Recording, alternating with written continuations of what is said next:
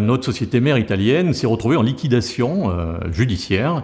Et là, donc pour l'ensemble du personnel, ça a été la question de savoir un petit peu quelle suite donner à cette belle aventure. Et après avoir brossé les différentes solutions, il y en a une qui nous est apparue évidente, c'était la SCOP. Pourquoi avoir choisi le statut SCOP ? Pour une raison déjà, je dirais, financière.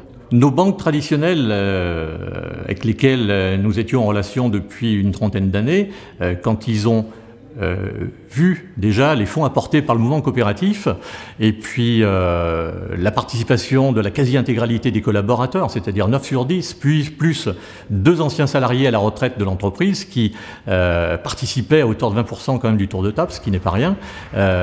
Tout ça a fait que le projet a eu une consistance et avec bien sûr l'appui de l'Union régionale des coopératives qui nous a monté un business plan tout à fait réaliste.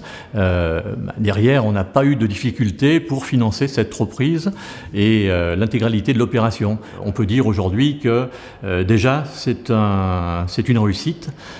Pourquoi ? Parce que déjà la culture d'entreprise était très certainement favorable à ce type de projet et on s'aperçoit que quand on a connaissance des statistiques, que la sinistralité à 3-5 ans de nouvelles entreprises est bien moindre dans le cadre d'une SCOP que dans le cadre d'une entreprise traditionnelle.